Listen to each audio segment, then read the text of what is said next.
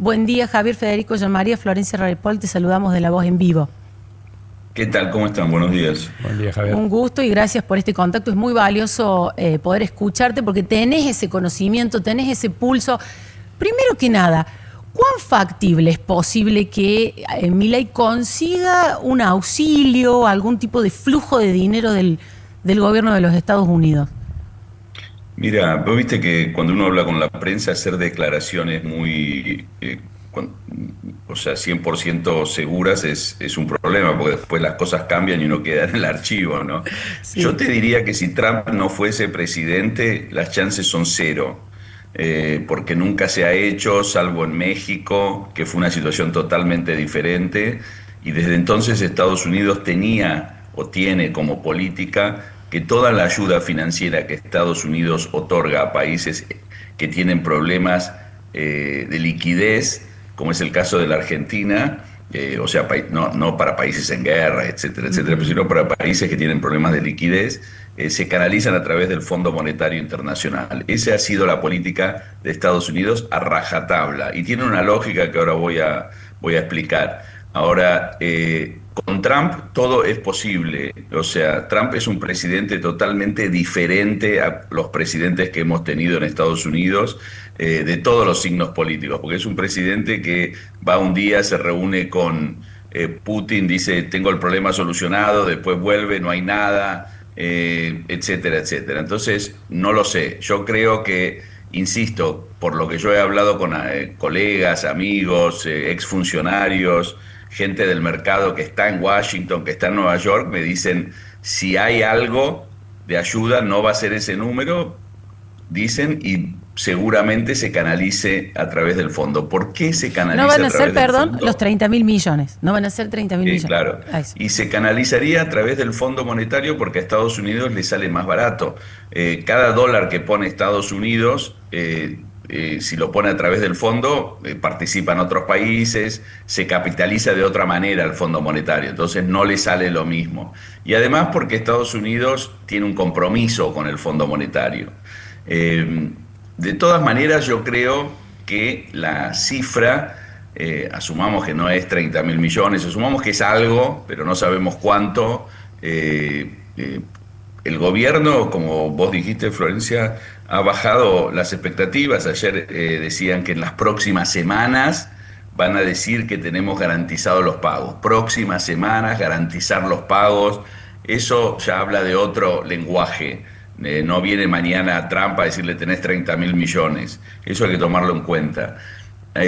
Ahora, como te decía, para mí la cifra no es tan importante para el mercado, sino las condiciones. Si el fondo decide darle, no sé, 1.500 millones de dólares, algo relativamente pequeño, muy pequeño, pero cambia las condiciones, o sea, aprovechan esta situación para cambiar un poco el programa y enfocarse menos en la lucha contra la inflación, tal vez, y más en la acumulación de reservas directamente, algo así como dejar flotar o cambiar las bandas, etcétera, creo que el mercado reaccionaría mucho más positivo.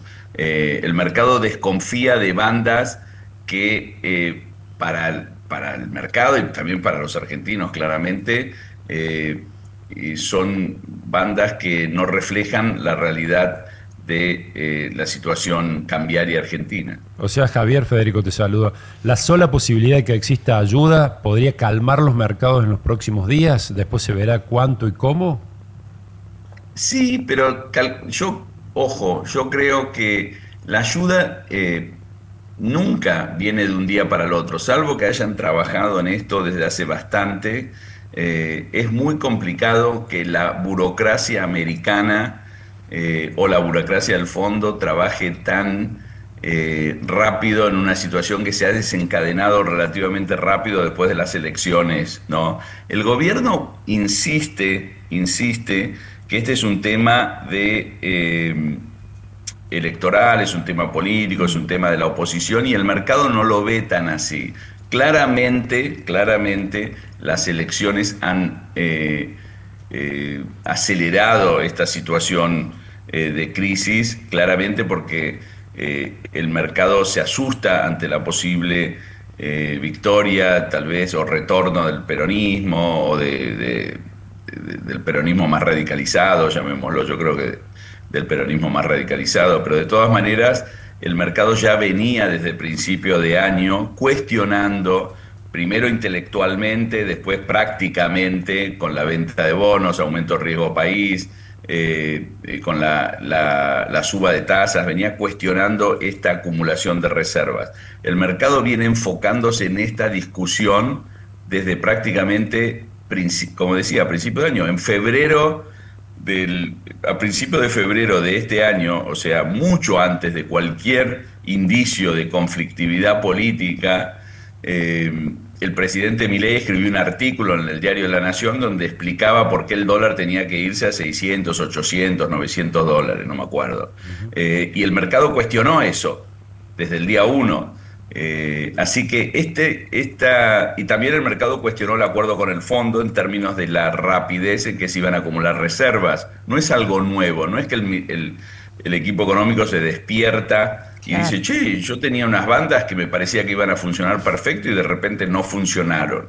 El mercado venía alertando de eso, por eso el riesgo país no paraba de subir. Y otra cosa interesante que los veteranos, las personas que estamos hace mucho en el mercado, recordamos, es las diferencias que había entre México, que fue la última vez que Estados Unidos otorgó un paquete de esta envergadura a un país con problemas de liquidez, y la Argentina. Efecto tequila, ¿no es cierto? Claro, fue el efecto tequila, pero el efecto tequila tenía un ingrediente que yo me lo estaba acordando recién, hasta yo me lo había olvidado.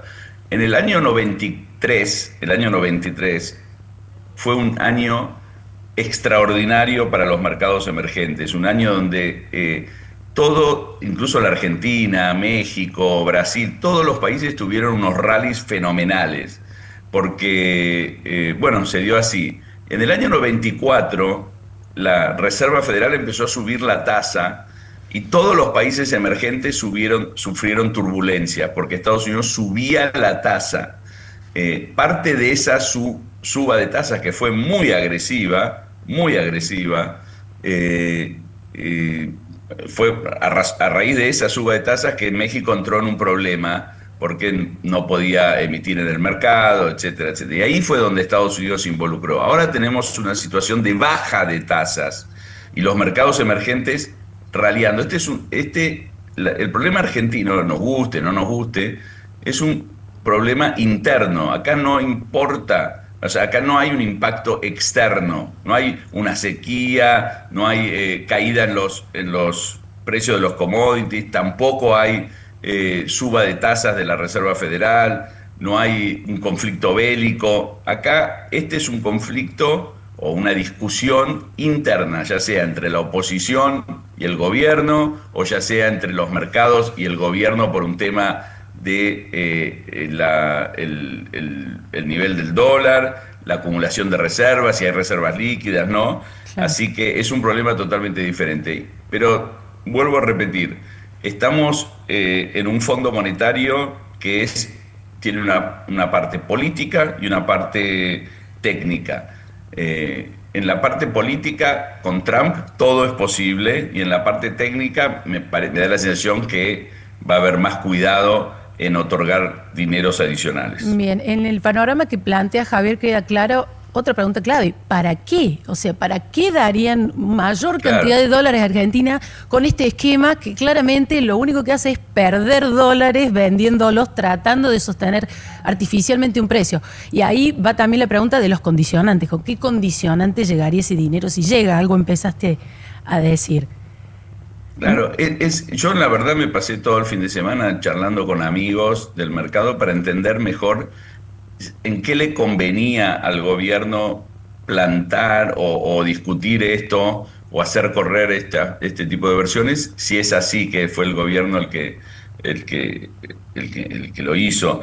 Y el viernes, Milei se lo confirmó a una colega nuestra de La Voz, le dijo que estaba negociando. Bueno, Milei dijo que estaban trabajando en varias alternativas. Sí. Eso eso puede ser, o sea, los gobiernos nunca dejan de trabajar en alternativas, me imagino, por lo menos si yo fuese funcionario estaría siempre pensando en las cosas que pueden salir mal y cómo buscar alternativas.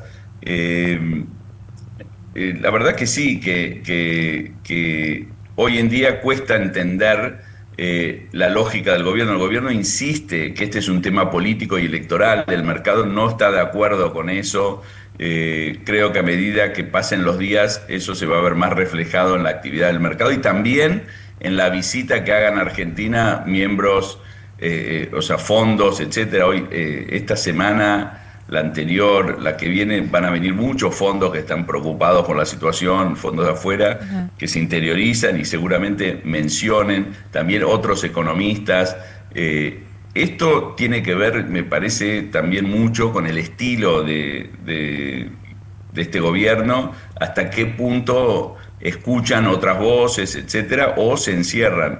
El mercado con Argentina tiene una historia muy trágica, llamémoslo, y tiene poca paciencia. Cosas que en otros países funcionan, en Argentina cuestan más. Otro comentario que hace regularmente el equipo económico es que en Argentina, que es diferente la situación porque tienen superávit fiscal y que no están emitiendo, etcétera, etcétera, pero el mercado, cuando se trata de un país como la Argentina, con tanta volatilidad política, sospecha también de eso. No es que sospecha, pero empieza a ser más cauteloso, diría yo, no sospecha, más cauteloso respecto a la capacidad de mantener esas políticas, porque ya hemos visto que cuando esas políticas causan suba de tasas o tal vez un debilitamiento de la actividad económica, eso impacta políticamente, empezás a perder elecciones, entonces pasa lo que está pasando. No podés, como decía un colega mío, no podés perseguir dos gallinas al mismo tiempo. O sea, mantenés el dólar a rajatabla para mostrar estabilidad cambiaria, etcétera, pero tenés el riesgo de terminar en un proceso recesivo, como hemos visto, en ciertos sectores de la economía, y esos procesos recesivos te llevan a perder popularidad, perdés popularidad, podés perder una elección, y volvemos al círculo vicioso de es la política. Entonces sí, es la política, pero es la política porque perdiste una elección. Si hubiese ganado la elección de Buenos Aires por 15 puntos, hoy estaríamos hablando de otra cosa. Claro. Y vos que entonces, por lo que decís, prevés semanas más o menos como la de la semana pasada, digamos, con fuerte presión sobre el tipo de cambio, con caída de activos a nivel internacional y con la misma incertidumbre política que se viene dando y que tiene todavía un trecho largo hasta el 26 de octubre. Yo, la verdad, o sea, el gobierno mismo te dice que esto es a causa de las elecciones. Entonces, si es a causa de las elecciones, faltan muchos días para las elecciones. Claro. Eso es lo que el gobierno dice. El gobierno no dice esto se soluciona porque porque el mercado va a cambiar el tono, etcétera. No, esto dicen es un tema político, es un tema de la oposición, es un tema del Congreso que está viendo de desestabilizar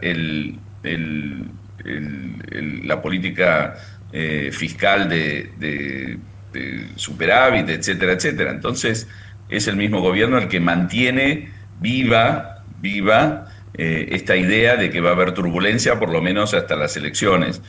Yo creo que los mercados nunca van en línea recta, o sea, los mercados generalmente puede haber momentos donde algún rumor, etcétera, etcétera, hacen cambiar un poco la tendencia, pero la realidad es que si vos no tenés dólares o los tenés prestados o no estás acumulando, la discusión es bastante semántica. El gobierno dice, no, yo tengo 22.000 millones, pero realmente yo creo que nadie cree que van a vender hasta el último dólar, porque nadie hace eso.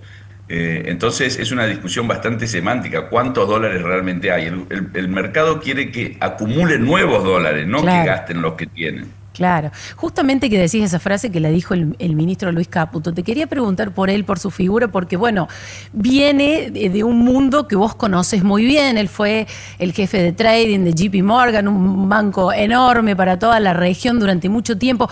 Tiene ese perfil, ¿no? El perfil del que está habituado a los mercados financieros.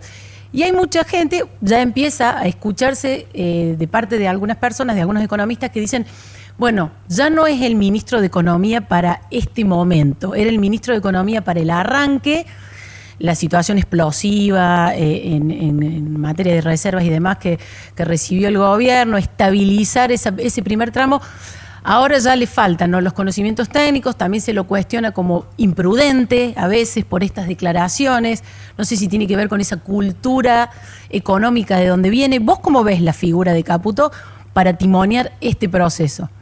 Mira, yo la verdad que lo he dicho antes y lo voy a repetir ahora. Yo soy amigo de Toto, lo conozco desde hace mucho, mucho tiempo en Nueva York, fuimos colegas.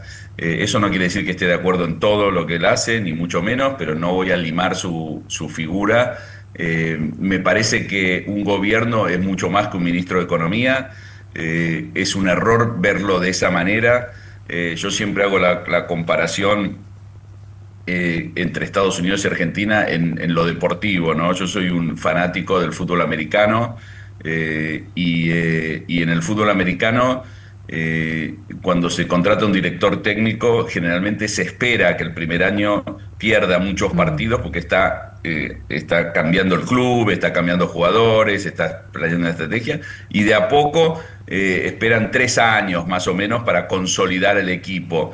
Y recién al 4.º año lo cambian si realmente el equipo no funciona. En Argentina contrata a un director técnico, pierde 3, 4 partidos y empieza a decir, che, este es un desastre, hay que cambiarlo, etcétera. Como culpando todo en el director técnico. Yo creo que un gobierno es un equipo. El ministro de Economía es parte de ese equipo, pero está el presidente, hay asesores, hay política, hay un montón de cosas. Yo no conozco la interna, no me parece que sea un tema de la capacidad o no de un ministro. Un ministro puede equivocarse, sí, claramente, un presidente también puede equivocarse. En definitiva, la responsabilidad siempre es del presidente, me parece. Bien, Javier, la última te pregunto. Dicho esto, sí. yo creo que en un país como la Argentina, en general en la vida, esto ya poniéndonos un poco más filosóficos, hay que ser muy, muy cauto en las declaraciones, también ser muy respetuoso de lo que piensan diferente. Vuelvo a repetir, si dejamos la presidencia de Trump, perdón, de lado, la política en Estados Unidos es mucho más respetuosa que en la Argentina, y me parece que eso ayuda un poco a generar expectativas positivas de la gente. Yo creo que en vez de vapulear a la oposición, habría que tratar de entenderse con la oposición, aunque piensen diferente, aunque no nos guste lo que hagan.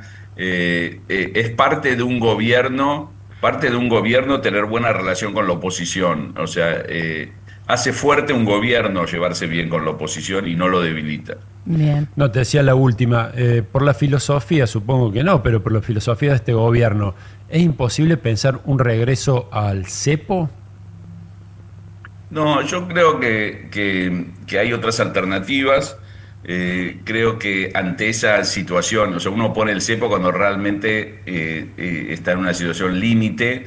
Creo que hay ciertas situaciones que convienen. Yo creo que Macri, después de haber perdido las PASO, debería haber puesto el cepo un poco porque era otra historia, era otro país, era otro momento, y hubiese sido también prudente para ellos desde el punto de vista político. Creo que ahora faltan 2 años de gobierno, me parece innecesario, me parece que no lo van a hacer. Claramente creo que sería una demostración de un fracaso que además creo que no lo ven de esa manera y por lo menos hay otras alternativas. Pueden correr la banda, pueden debilitar el peso, dejarlo correr un poco, pueden liberar, pueden hacer otras cosas que me parece que van más en tono con la filosofía de ellos y con 2 años más de gobierno, ¿no? Porque no nos olvidemos que estas elecciones son importantes, pero hay un montón de gobiernos en el mundo, pero muchísimos gobiernos en el mundo, que pierden las elecciones de mitad de término cuando hacen un plan de estabilización. Eso también hay una cierta... yo creo que el gobierno politizó demasiado estas elecciones. Pueden perder las elecciones y ganar en el 2027 si la economía se acomoda. No hay, y sin embargo lo ven todo como que esta elección es la más importante, sin esta elección no podemos seguir, etcétera, etcétera.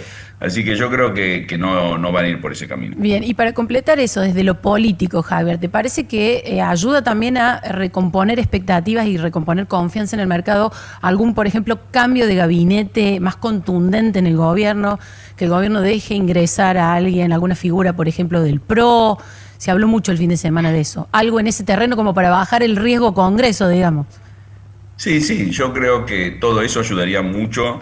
Creo que el aislamiento del gobierno no fue conducente. Creo que el mercado tiene cierta confianza perdón, en ciertos sectores que hoy en día no se sabe si son oposición, pro gobierno, que están en lo que en su momento fue Juntos por el Cambio.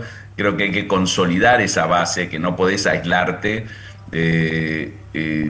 Creo que no pasa tanto por el cambio de gabinete en términos de nombres, o sea, sacar a una persona, poner a otra. Me parece que si no cambia la política no va a haber una reacción positiva para el mercado al menos, pero si la base política, el sustento político del gobierno con miembros de la oposición, con con gente que tal vez no piense exactamente como ellos, va a garantizar o por lo menos va a hacer que el mercado se sienta más cómodo, que hay un sustento político. Porque hay una realidad que es una descripción, que cualquier persona que lo niegue está negando la realidad, que es que es verdad que las elecciones han producido un shock en los mercados, es verdad que para el mercado la oposición es de alguna manera, especialmente la oposición, como yo mencioné antes, del peronismo más radicalizado, no es viable para el mercado. Entonces, cualquier sustento adicional que el gobierno tenga, va a ser visto en el mercado como algo sumamente positivo. Yo creo que eso el gobierno lo debería entender y no sé hasta qué punto antes de las elecciones va a verse reflejado, porque sería como una muestra de debilidad, pero creo que después de las elecciones es imperativo que el gobierno se siente a dialogar con miembros de la oposición, algunos más cercanos al gobierno, otros menos, no tienen todos que apoyar todo. Hay que dejar de tenerle miedo al que piensa diferente pensando que es un enemigo. Un tipo que vota por algo en el Congreso no necesariamente es un enemigo aunque vote en contra tuyo. En unas cosas votará a favor, en otras votará en contra, pero vos necesitas ese sustento, porque el principal problema que tiene la Argentina, y que hace muy difícil cualquier plan económico, y podés traer acá a 18 premios Nobel y no va a cambiar la cosa, es la inestabilidad política. El hecho de que hoy en día nosotros vayamos por un camino, después cambia el signo del gobierno, vamos por otro totalmente diferente.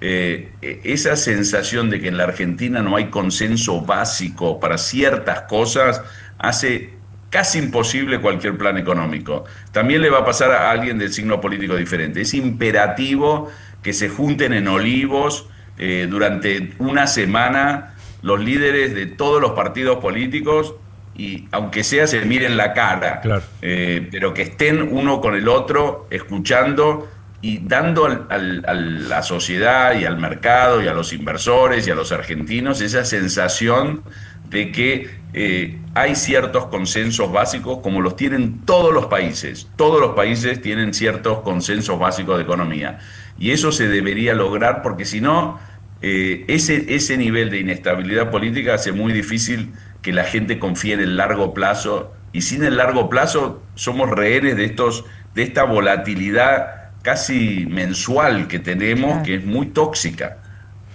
Bien, bueno, Javier, muchísimas gracias. Valoramos mucho que nos des esta posibilidad. Sos una fuente del mercado, digamos. Así que, y además con una mirada también desde el exterior.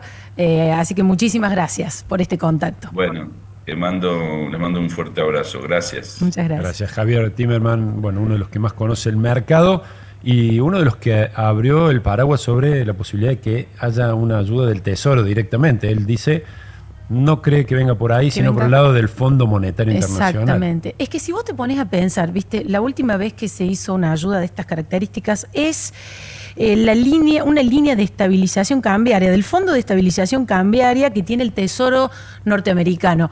Lo usó en la crisis del tequila en 1995, hace un montón de años.